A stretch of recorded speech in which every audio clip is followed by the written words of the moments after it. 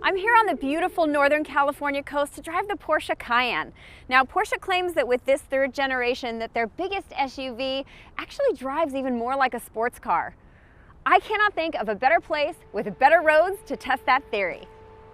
With an all-new chassis that's now 47% aluminum, the Cayenne is 120 pounds lighter and up to 1.4 seconds faster from 0 to 60. Replacing the previous naturally aspirated engine is a 3-liter V6 with a single turbo.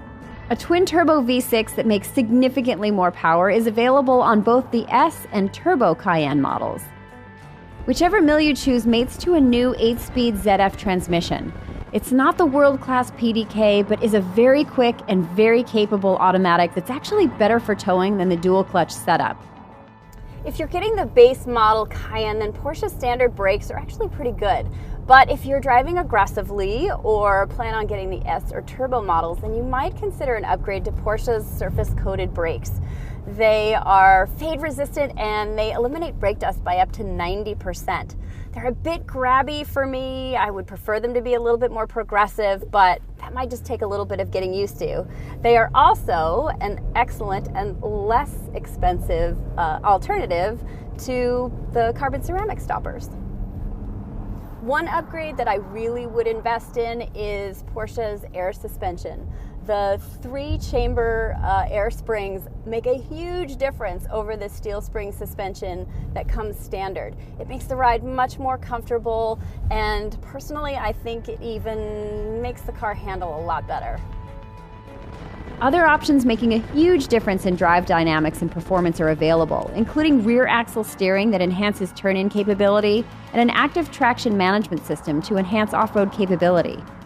If you really want to push your Cayenne into 911 territory, then the Sport Chrono package might be something to consider. It actually adds a Sport Plus mode, which gives you another firmer damper setting, as well as launch control. So if anyone needs a ride to the airport, DM me. The exterior changes are subtle, but definitely borrow from the 911's looks. The Cayenne is longer by 2.5 inches, while the wheelbase stays the same. Its shoulders are broader, and the same rear horizontal taillight on the 5th generation 911 shows up here as well. For the first time on the Cayenne, Porsche has staggered the wheels. Now that means that the rear tires are wider than the front tires. That configuration means more grip on the road, much more like the 911, and you really do feel the difference when it comes to driver confidence. 19-inch wheels now come standard on the Cayenne instead of 18s, but drivers can opt for up to 22-inch rubber. The interior has seen a pretty significant redesign. You've got this great 12.3-inch touchscreen, but most of the physical buttons are gone. They've been replaced by these, which have haptic feedback, so in my opinion, they're a perfect balance between physical button and touchscreen.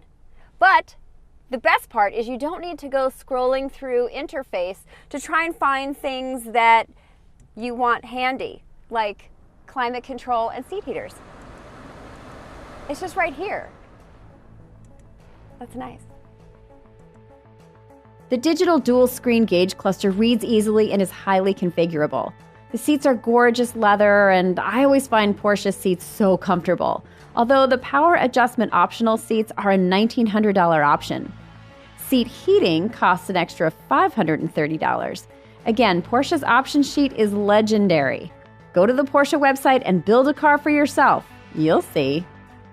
With a nod to safety, rear and front parking assist and adaptive cruise control come standard. Additional features come as options. If you're driving a Porsche, chances are you're not all that concerned with gas mileage estimates, but here they are for the base Cayenne just in case. Numbers for the S and the Turbo weren't yet available when this video was made. Other sporty SUV options in the luxury space include the Audi Q7, which actually shares a platform with the Cayenne, Range Rover's Velar, the BMW X5, and the Mercedes-Benz GLE. Competition is fierce. But luckily for Porsche, customer loyalty is voracious. Pricing starts at $66,800, including destination charges. But both models we drove today were closer to the mid-80s, including options. Those add up almost as fast as the Cayenne goes from standstill to 60. On this third generation Cayenne, Porsche's made some great improvements to something that was already really good. Now, with improved driving dynamics and modern design and tech, the Cayenne is ready to hit the road. And I'm ready to do more driving.